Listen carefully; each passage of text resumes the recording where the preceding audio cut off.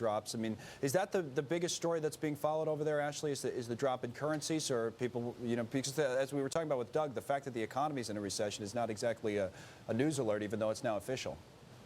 No, it really isn't. And for the person who's already lost their home or their job, who cares? It's a backward-looking number. It just confirms everything we already know. The government today, Connell's saying here in the UK, that they believe the next 4 quarters, the entire 2009, we will see a contraction of around 2.1%. They expect losses every quarter.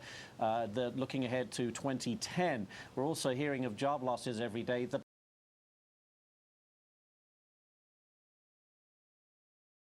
It's being overshadowed by the economy as a whole and the banking system that continues to be in turmoil. Well, actually, we're going to be back to you in just a second. I want to bring Doug back in.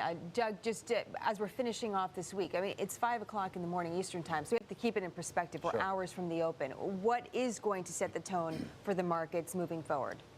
Well, that's it. Once people wake up and they realize that, you know, that's an official number, and from a trading So you think perspective, it wasn't priced in? I mean, that's what you're saying, even though it's not a news flash. It's definitely not a news flash, but, you know, the futures have a lot to do with what we're going to be trading at today.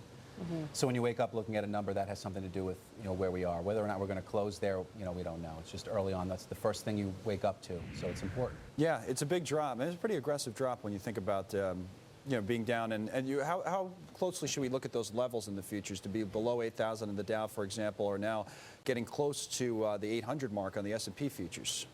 Yeah, I mean, we've been saying for a while that we're in this massive 7,500 to 9,500 range on the Dow. Right. And those are the key points, I think. Every time we seem to get up into the 9,000, that doesn't mean we're out of it. And when we get down here, it doesn't mean that it's bad. But if we press on 7,500 Dow and push through that, then I've got some concerns. Then it could, yeah, we could really fall get bad. But if we bounce around in here, it's just part of the big trading range. So you just have to know how to plan your portfolio accordingly in a massive trading range of that. We'll talk about that a little bit later on.